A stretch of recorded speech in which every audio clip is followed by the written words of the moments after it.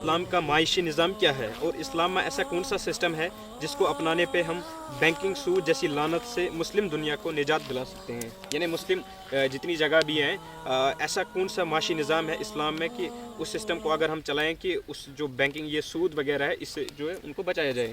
دیکھیے صابر صاحب، آپ کا بہت اہم سوال ہے یہ۔ دنیا میں اس وقت جو معاشی نظام چل رہا ہے، نظام معیشت چل رہا ہے، وہ دو تین طرح کا ہے۔ مثلا ایک سرمایہ دارانہ نظام ہے، دوسرا ہے اشتراکی نظام، تیسرا ہے مخلوط معیشت۔ یہ جتنے بھی نظام دنیا میں آئے، جیسے مغرب نے سرمایہ دارانہ نظام کو پہلے شروع کیا، اس کے بعد مشرق نے اس نظام کی ٹکر میں اشتراکی نظام سامنے لایا، اور اس کے بعد ایک مخلوط معیشت شروع ہو گئی۔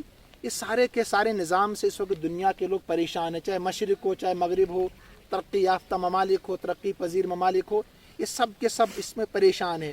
کچھ لوگ اس میں اچھا کماتے ہیں، بڑے خوش اس میں ہے، لیکن اکثریت جو ہے اس میں پریشان ہے۔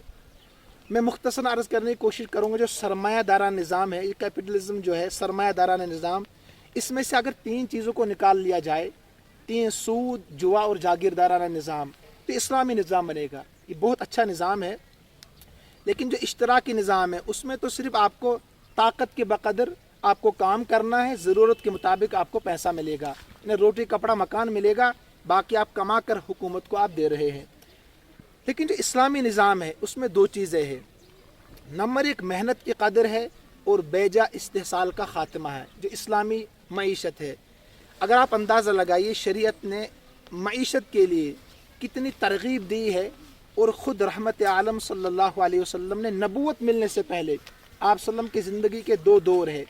ایک تو نبوت سے پہلے، یعنی 40 سال نبوت سے پہلے مکہ مکرمہ میں رہتے ہوئے، پھر اس کے بعد مدینہ منورہ میں جو 23 سال گزارے آپ صلی اللہ علیہ وسلم نے، اس میں بھی کچھ مکہ میں کچھ مدینہ میں ہے۔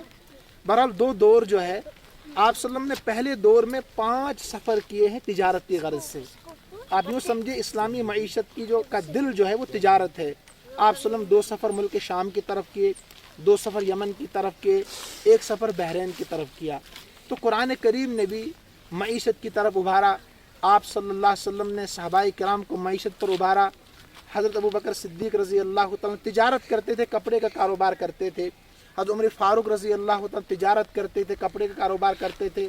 حضرت عبد الرحمن بن عوف رضی اللہ تعالیٰ نے تجارت کی۔ عثمان غنی رضی اللہ تعالیٰ عنہ، بڑے مالدار صحابہ بھی گزرے ہیں تجارت کے ذریعے سے۔ لیکن تجارت میں جو ہے اصل چیز جو ہے امانت داری اور سچائی ہونی چاہیے۔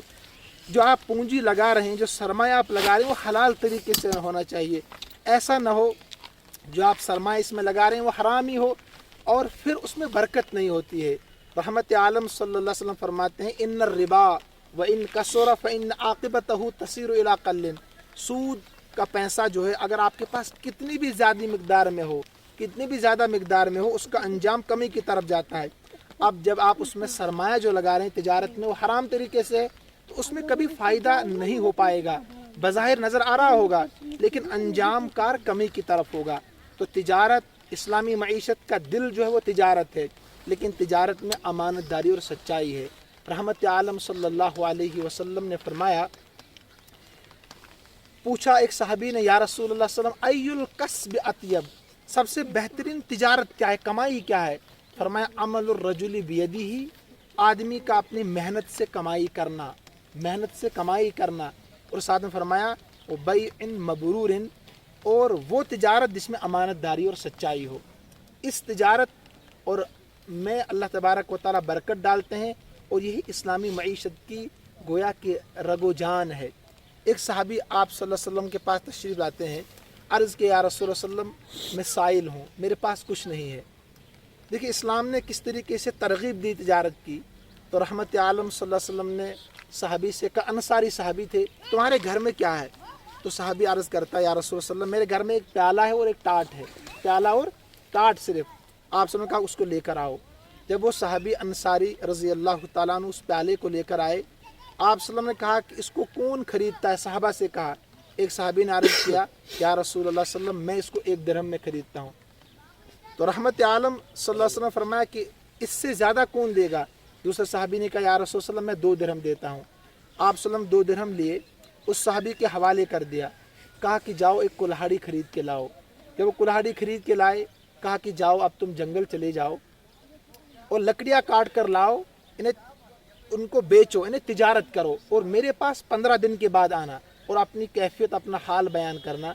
वो सहाबी 15 दिन के बाद आते हैं 10 दिरहम लेकर, या रसूल सल्लल्लाहु अलैहि वसल्लम मैंने 10 दिरहम कमाए। तो उस सहाबी ने उसके ज़रिए से अपने ज़रूरियात, अपनी ज़िंदगी की ज़रूरियात को ख़रीदा, पूरा किया और इस तरीके से वो सहाबी आगे बढ़ते रहे। तो लिहाजा इस्लामी मईशत की जो रग है वो तिजारत है, लेकिन तिजारत में अमानतदारी और सच्चाई होनी चाहिए।